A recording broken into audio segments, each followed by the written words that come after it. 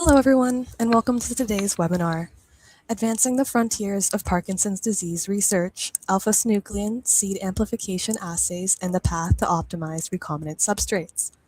My name is Juanita Vongprasuth, Scientific Sales and Marketing Associate at Stressmark Biosciences, and I'll be your moderator for today's session. Today's educational webinar is presented by LabRoots and hosted by Stressmark Biosciences. To learn more about our company, please visit www.stressmark.com. Before we begin, I'd like to review a few key housekeeping items.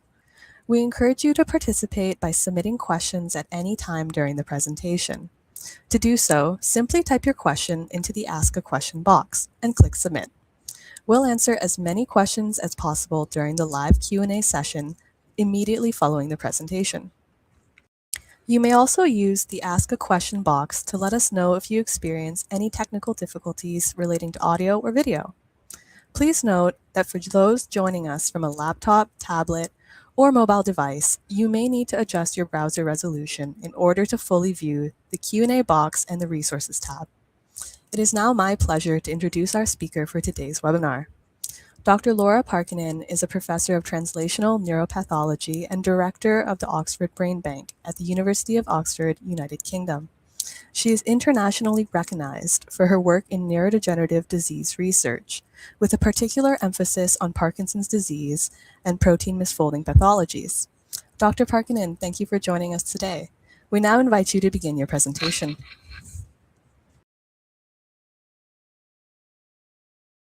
Thank you for the kind introduction.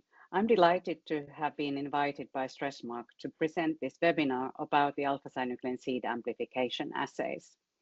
Today, I will focus on scientific foundation of these assays and their clinical relevance, highlighting their growing impact on biomarker discovery and translational research in Parkinson's disease and related disorders. I will then move on to discussing how these assays could be improved, with particular emphasis on the role of recombinant substrates. But before we begin, I would like to briefly outline the learning objectives for today. By the end of this webinar, I hope you will have a clear understanding of the scientific principles behind alpha-synuclein seed amplification assays, including how RT-QuIC and PMCA work, what their typical workflows look like, and why they are such highly sensitive analytical tools. I also hope you will be able to appreciate the translational potential of these assays, particularly in the context of precision diagnostics and biomarker development for Parkinson's disease. In addition, we will discuss some of the key challenges the field is currently facing, including issues around reproducibility, standardization, and scalability of the SAA technologies. Finally, I will conclude sharing some thoughts on where the field is likely to move on over the next 5 years and what future developments we can expect. So these techniques detect the misfolded alpha-synuclein aggregates in biological samples.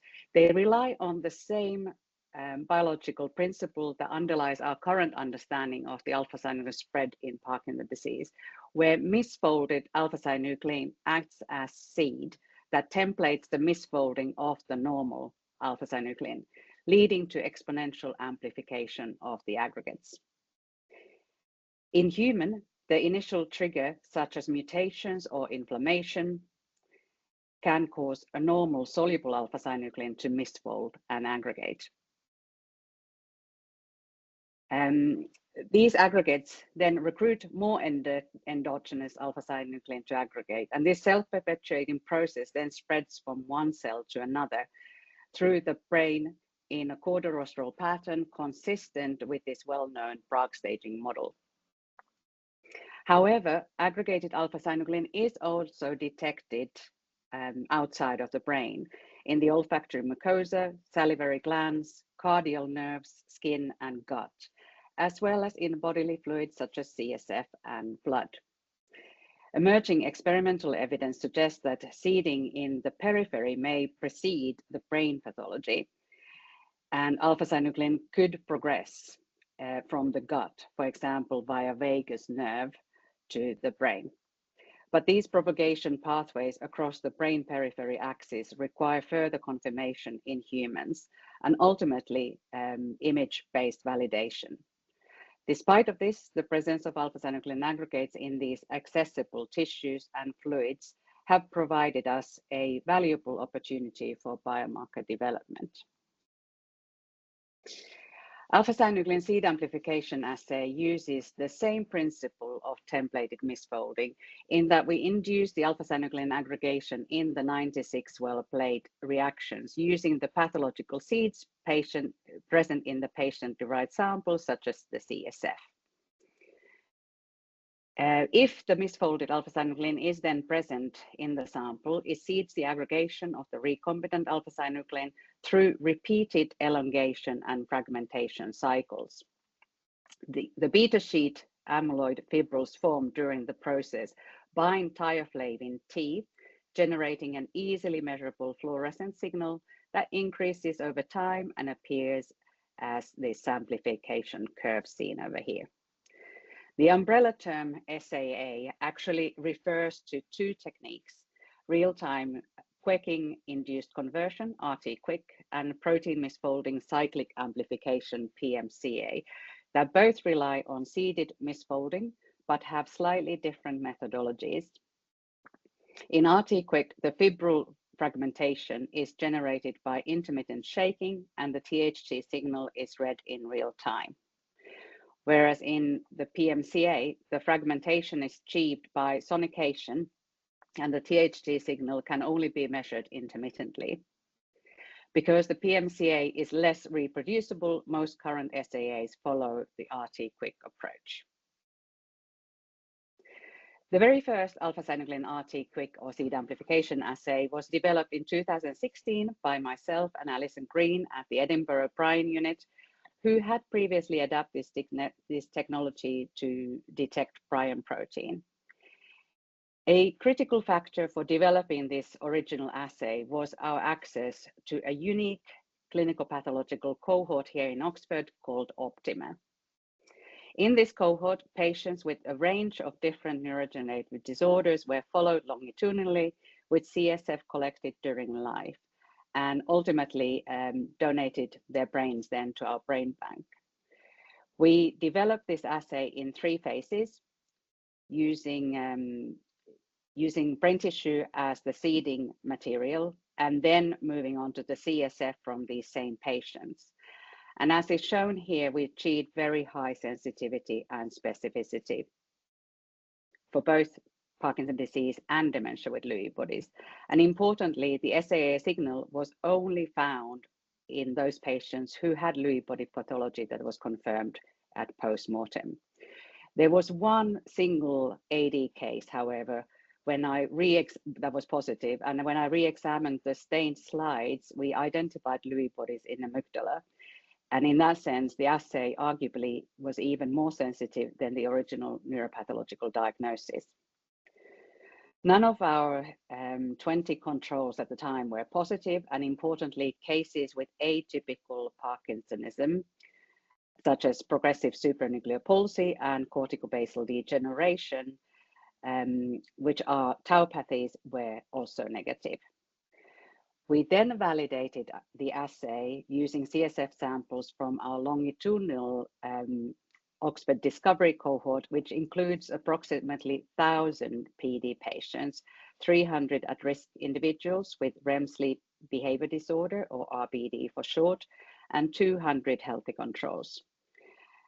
At this time point, we were able to replicate the high sensitivity and specificity observed in the post-mortem cohort, and notably few RBD patients were also positive, suggesting that our assay could have potential as an early diagnostic test for the prodromal disease. Next, we wanted to investigate whether the seed amplification assay could also provide quantitative diagnostic value. While the assay demonstrates excellent sensitivity and specificity, it is fundamentally binary, yielding either positive or negative results. We were therefore interested in exploring whether the assay could be made more quantitative by extracting kinetic parameters from the amplification curves as proxies for seeding propensity. These parameters included lag phase, which represents the time point when the seeding process actually starts, the maximum slope, Vmax, the T50, which is defined by as the time required to reach 50% of the maximum fluorescence, Fmax. And finally, the area under the curve. We included 74 PD patients and 55 healthy controls at this time of the study, whereas our Oxford Discovery cohort had become more substantial, and it keeps on continuously growing at the moment. And we analyzed these PD patients and healthy controls alongside 24 MSA patients from a French reference center, as well as 45 at-risk individuals with RBD that were collected from 4 international centers.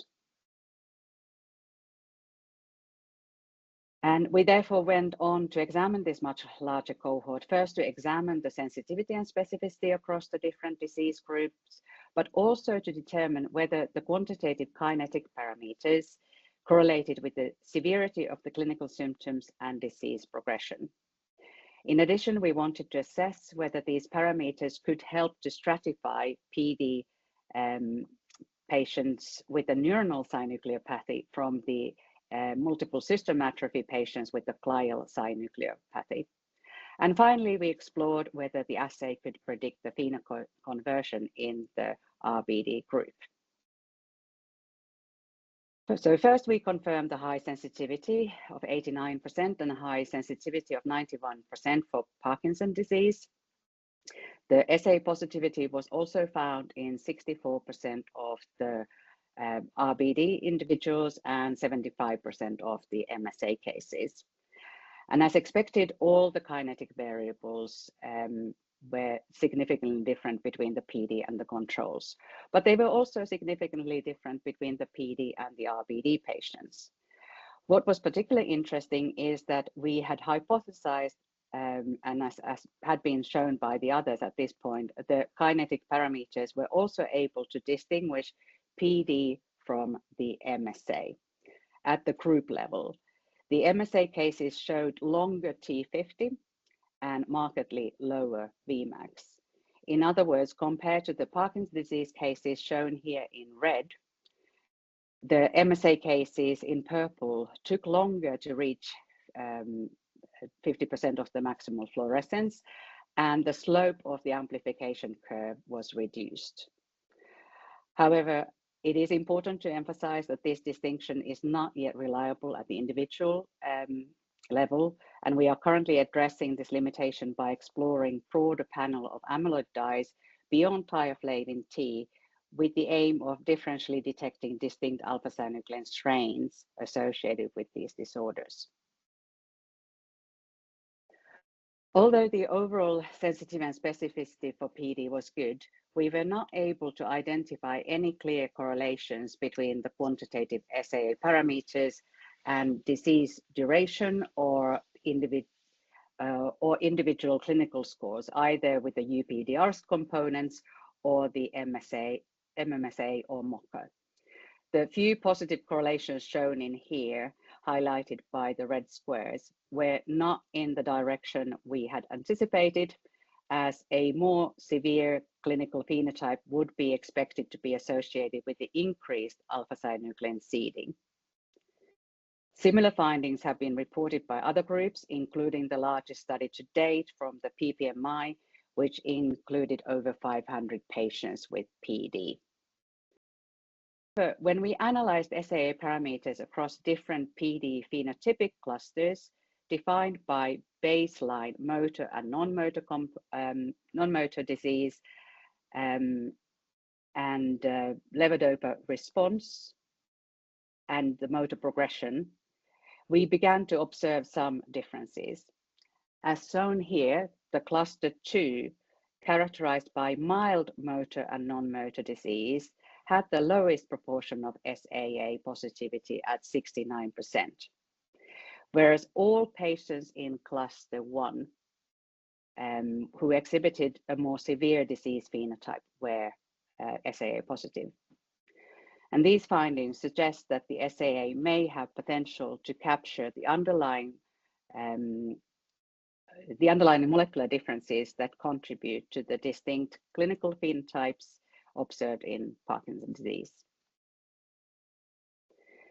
Now, moving on to RBD, when we analyze disease conversion across all 4 cohorts combined, 14 out of 45 RBD patients, approximately 1/3,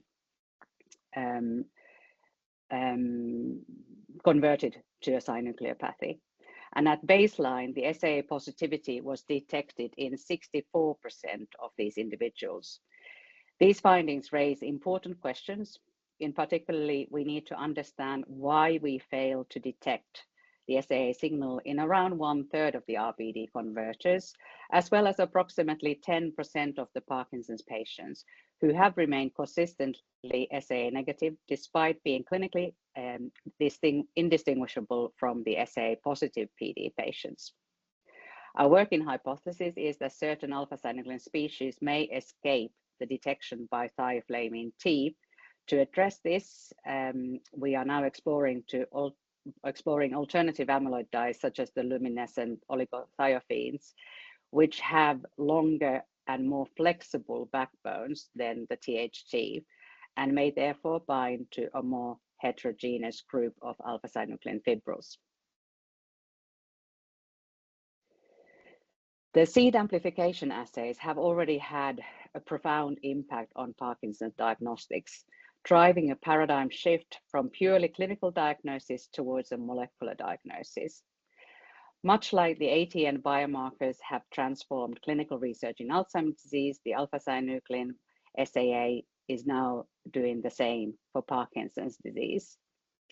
Recently, both European and American working groups have proposed that Parkinson's disease patient could be diagnosed as early as in the prodromal phase, using a combination of 3 biomarker domains.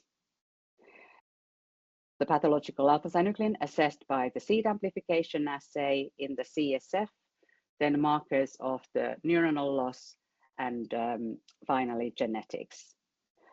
Although these frameworks, the European one and the PPMI, differ slightly in how they incorporate clinical symptoms and the disease severity, they share a common principle: the demonstration of pathological alpha-synuclein species as the defining molecular anchor for Parkinson's disease classification. This approach now allows us to move towards biology-based framework, enabling a more precise understanding of disease mechanisms and crucially improving patient stratification for the future clinical trials.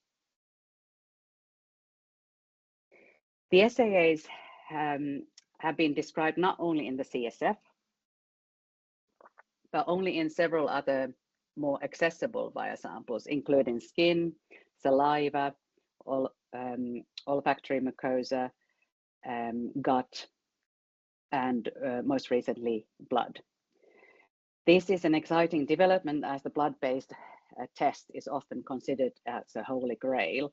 However, the caution is still warranted as these findings are based on relatively experimental studies that require further validation by independent laboratories.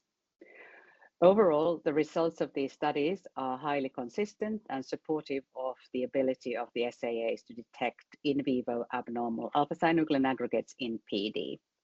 This meta-analysis, including 36 studies, reported particularly high sensitivities for both skin and CSF, with slightly lower sensitivity for the olfactory mucosa. Now, we are going to switch gears slightly and focus on what is required for seed amplification assay technologies to become clinically reliable diagnostic tools. So since our first protocol over here in 2016, a wide range of SAA protocols have been introduced, differing across many of the parameters listed on this table over here. Among these, the factor thought to have the greatest impact on assay performance is the source of recombinant alpha-synuclein, which may be produced in-house or obtained commercially.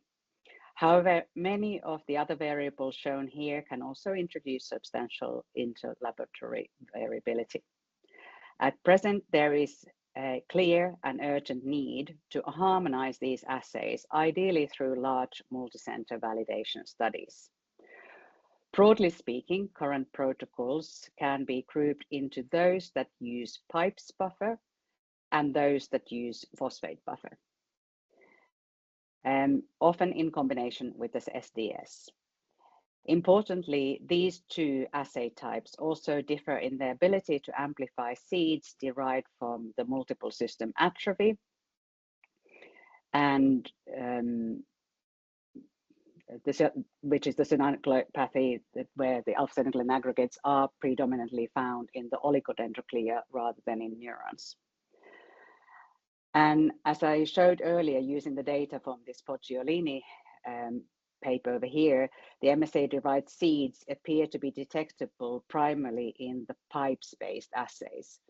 However, we have also adapted our original phosphate buffer method from 2016 to more closely resemble the approach described by Byron Cowie originally, as this method is now widely used in Europe.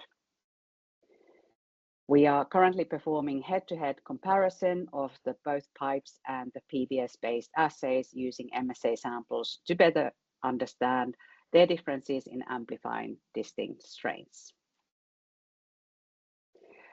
We are also working together with our European colleagues, especially with Björn Falkenberg's group from Dresden, to compare assay performance when comparing their in-house his-tagged recombinant and our commercial R-peptide sourced recombinant in the study that used the phosphate buffer method, where all the other parameters were the same.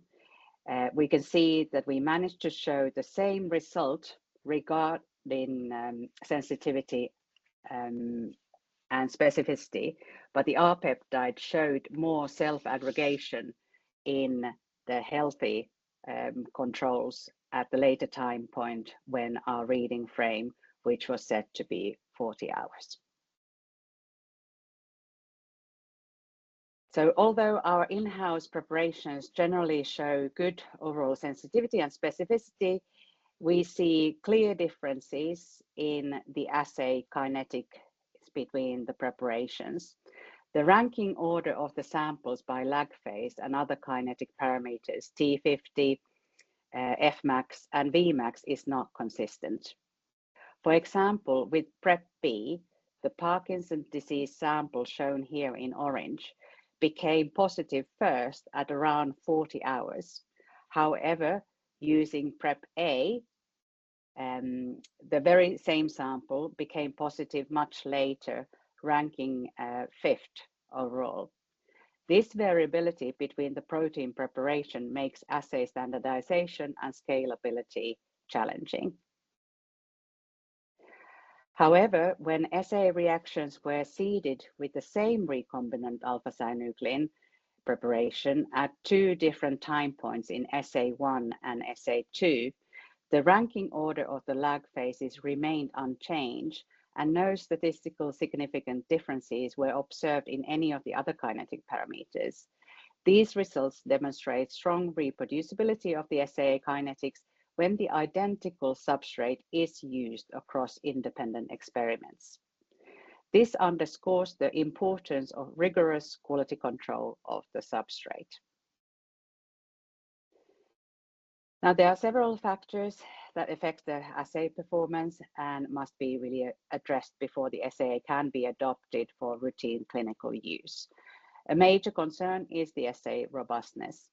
As I have shown, the assay is highly sensitive to the recombinant alpha-synuclein substrate, which shows substantial batch-to-batch variability, regardless of whether it is produced in-house or commercially.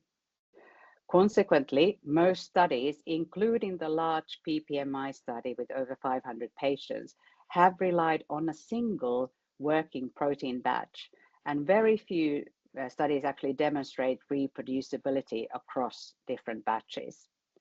At present, there are no standardized quality control measures for recombinant alpha-synuclein beyond actually using it in the assay itself.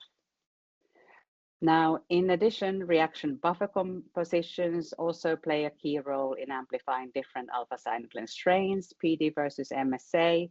There are also many other detailed factors that often are actually not described in published work, such as the plate reader settings, gain, and actual transcripts that can further also affect the performance. The signal detection itself depends on the choice of the fluorophore, most commonly thioflavin T, although alternative probes such as LCOs are increasingly being explored. And finally, the appropriate positive and negative controls and clear criteria for determining the assay positivity are really essential for ensuring robustness and reproducibility.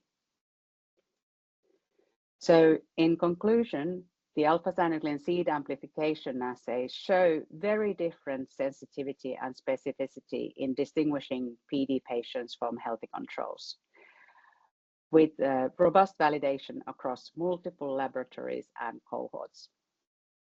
However, the quantitative SAA parameters do not show clear association with the clinical symptom severity. Importantly, the SAAs appear to identify distinct clinical subsets of Parkinson's disease and clearly differentiate multiple system atrophy from Parkinson's disease, raising the possibility of underlying molecular and strain differences. Alpha-synuclein SAAs also detect pathology in the prodromal RBD prior to clinical conversion. And nevertheless, some PD, MSA, and RBD converters remain SAA negative, potentially due to the alpha-synuclein species that escape THC detection, highlighting the need for more sensitive readouts. Finally, unresolved issues with assay robustness, particularly related to the recombinant alpha-synuclein substrates, must be addressed before the alpha-synuclein seed amplification assays can be reliably implemented as clinical diagnostic tools. Looking ahead, the field is moving towards greater standardization through interlaboratory studies, in some instances using a shared source of recombinant alpha-synuclein to minimize a major source of variability. At the same time, innovation in recombinant protein design is expected to further improve assay performance and reliability. Consensus guidelines are likely to emerge for substrate quality control, assay positivity criteria, and standardized reporting of the kinetic parameters beyond simple binary readouts. And while expansion beyond CSF should proceed cautiously, the skin biopsies are expected to become the leading peripheral tissue, particularly in the clinical research setting.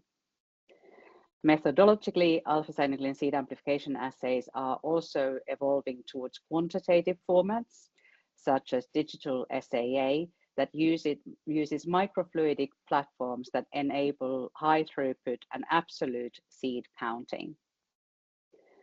Finally, the comparative and longitudinal assessment of SAAs across multiple tissues within the same patient, especially in RBD and PD, will be critical as SAAs become increasingly integrated into the clinical trials for patient stratification and enrichment of prodromal cohorts. So I will finish here and thank especially all the patients and their families that make our work possible, all the members of my group involved in these studies, and the collaborators who have shared their precious samples with us, and of course the funding bodies of our work. I look forward to the live Q&A session to answer any questions. Thank you.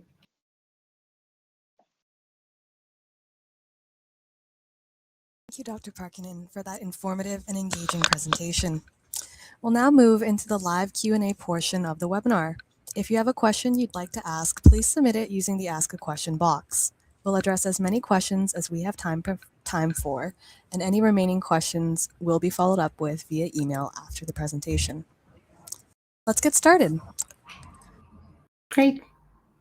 So it looks like our first question is about control groups. Regarding control groups, are they really healthy people or do they have non-neurodegenerative diseases? So, yeah. Sorry, the controls that we use in our studies are actually coming from our brain bank. So they are healthy controls that have donated their brains to us, and what we would consider them to also be pathologically healthy controls. So they would only have age-related kind of mostly Alzheimer's-related changes, so Braak stage 1 or 2, or some just mild beta amyloid pathology. Thank you. Our next question is, metal ions are known to induce alpha-synuclein misfolding and aggregation. Would tracking these metal ion levels of various batches of recombinant alpha-synuclein substrate be a potential quality control parameter? That's an interesting point. Not something that we have done until now. I think one of the definitely affecting compounds is lipids. So we're trying to understand more of their influence on especially in the CSF. But the metal ions is something that we have not studied ourselves. It's a very interesting question. Thank you. Let's see. In your experience, what are the most critical parameters that influence assay performance, such as buffer composition, shaking conditions, or substrate quality? Well, as I was mentioning in the seminar itself, I think one of the major factors is still the recombinant substrate, and not necessarily, I'm not so sure about the purity of it, because we sometimes have tested very pure alpha-synuclein and that hasn't worked either.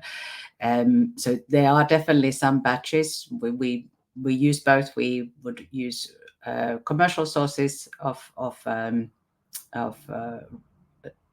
recombinant alpha-synuclein, as well as batches that we do ourselves. And there is batch-to-batch variability, so the some batches do not actually work. And the only quality control that we've been able to really carry out is within the assay itself, which is not very satisfactory as such. So kind of a somehow quality controlled commercial source of SAA that people could use, I think would be a huge leap to try to make the assay more robust between different laboratories. But then, of course, there is also the buffer composition.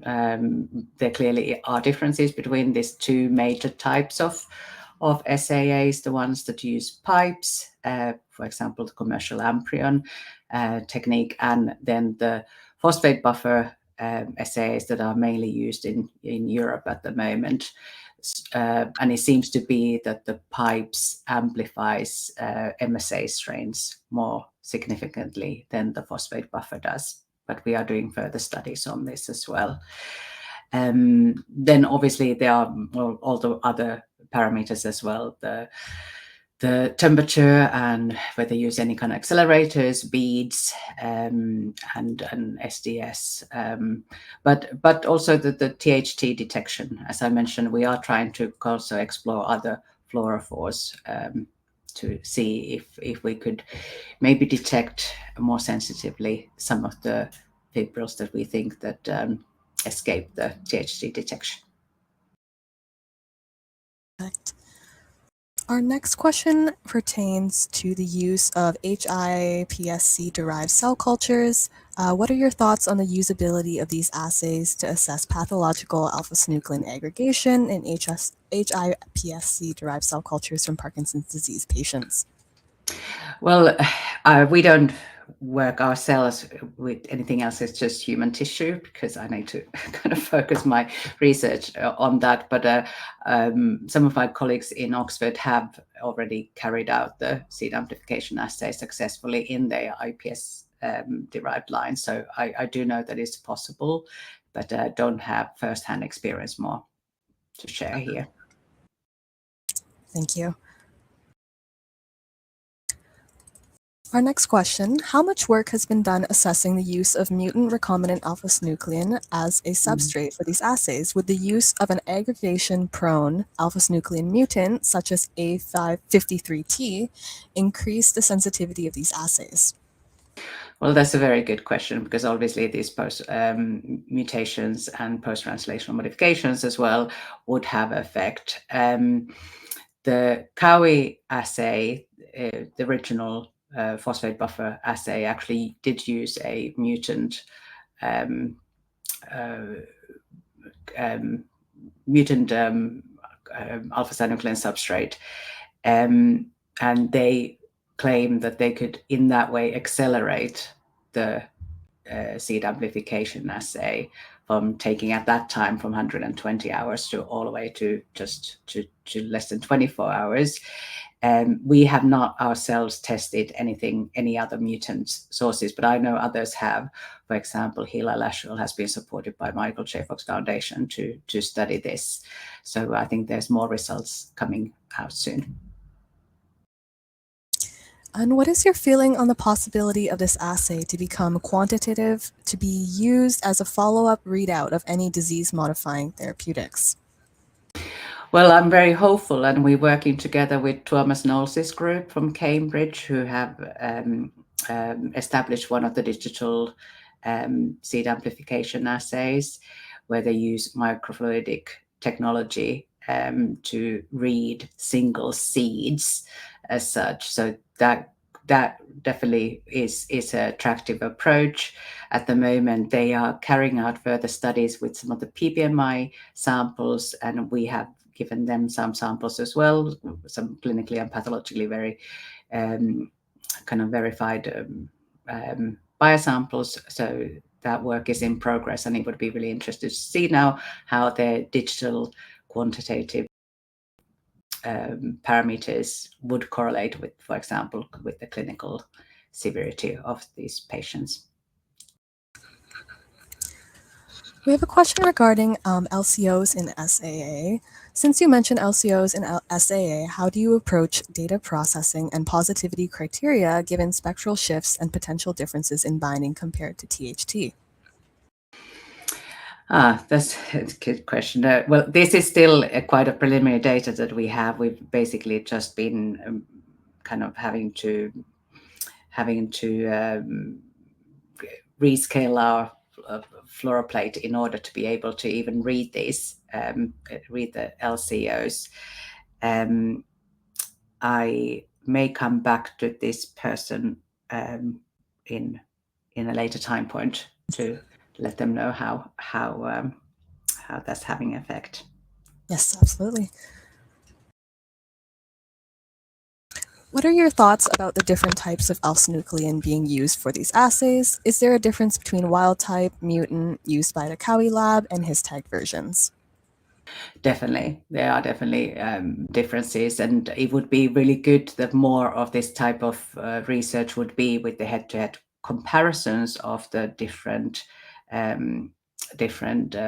types of recombinant.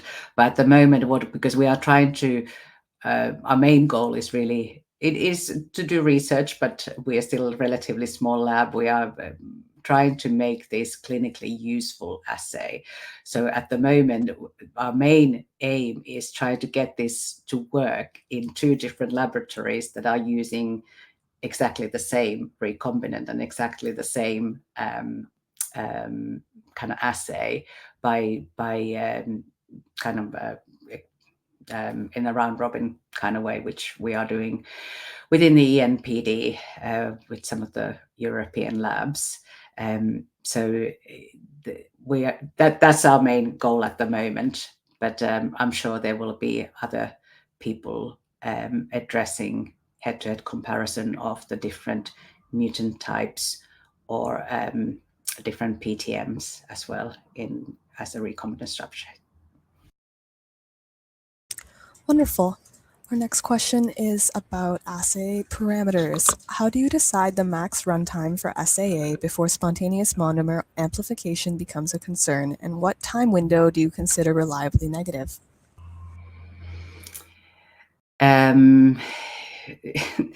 That's a very good question, because at the moment, what people are basically doing, that they're reading in a bit different frame between the different, especially when you use a different substrate. And you see this from other groups as well, that their previous papers have, for example, had a reading frame of 30 hours, and then in the next one is 40 hours.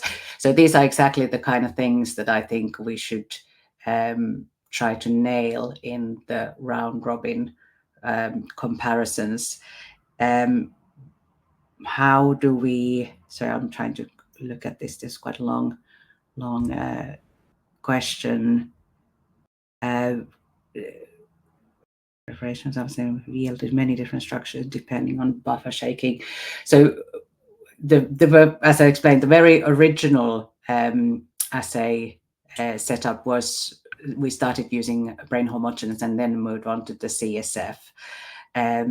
But there has been quite a few different modifications that we've had to do with the CSF assay in order that to become as sensitive as the assay that works with the brain homogeneous, which also gives us a problem, because we used to use as positive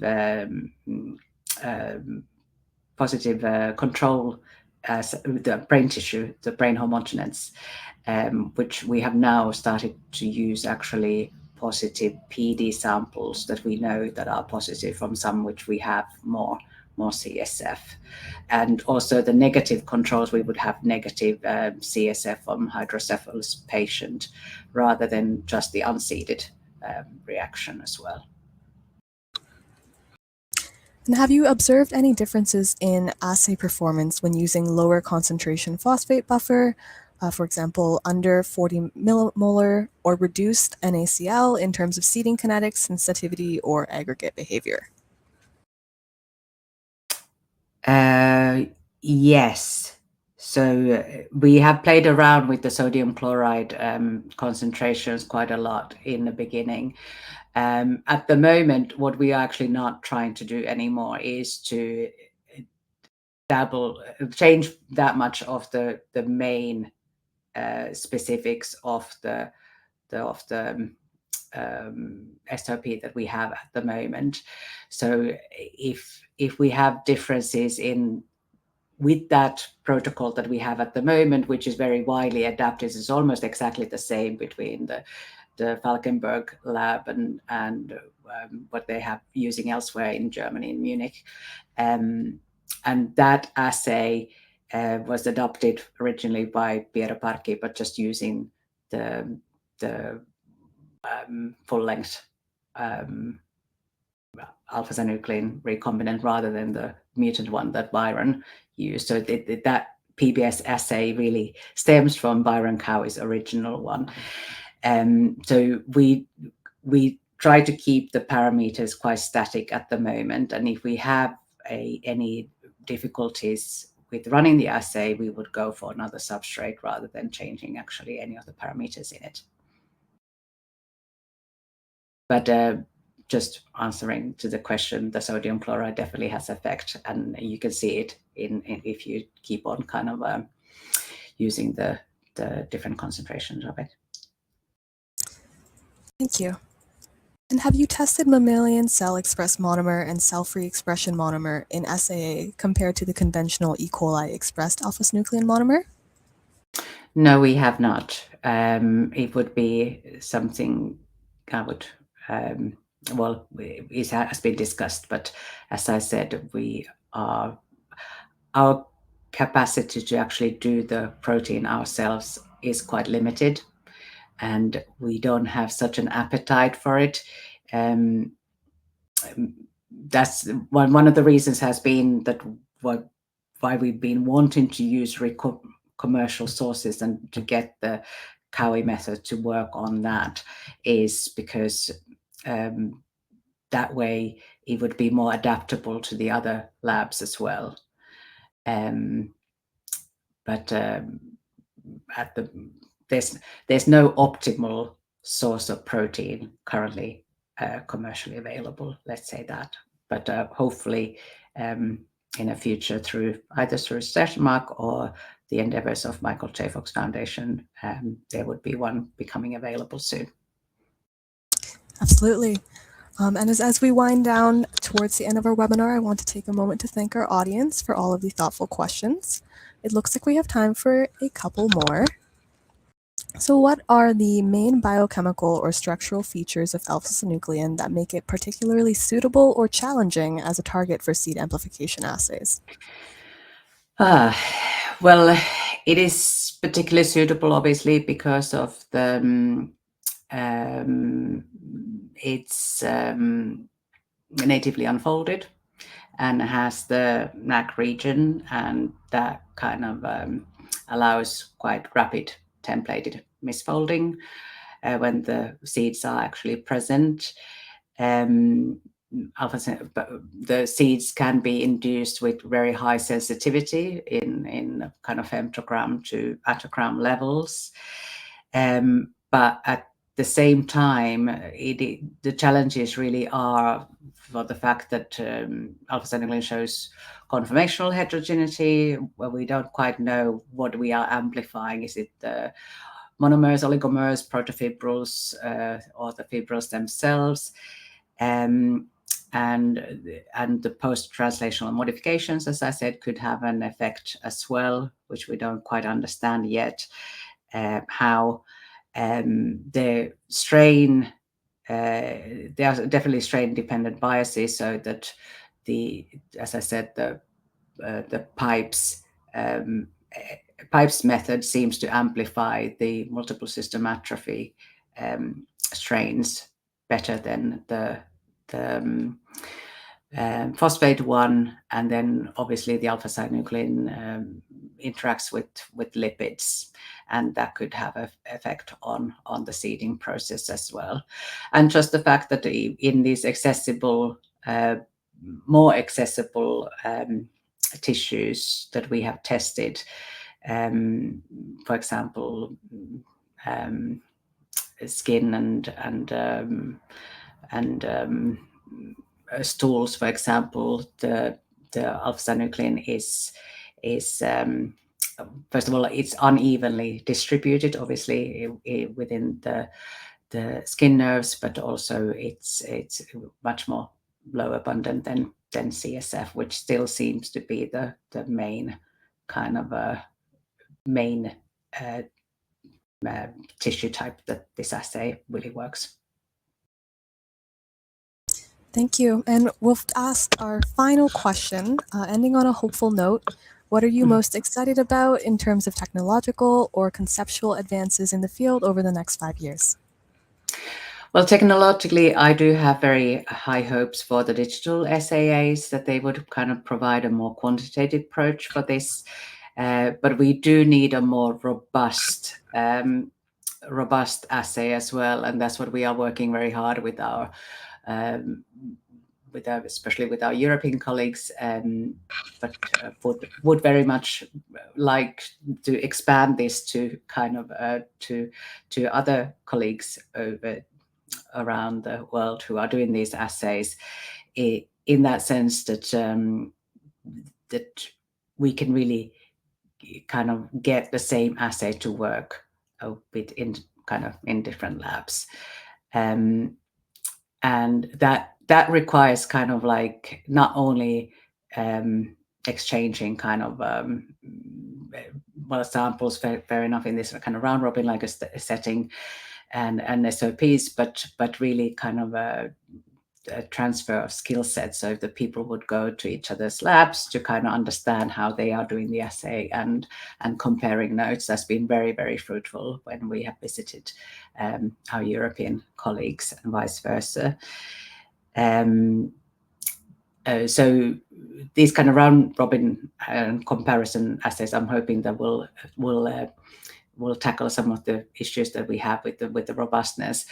But hopefully we can move on to the less invasive sample sources. I don't have such high hopes with the blood at the moment.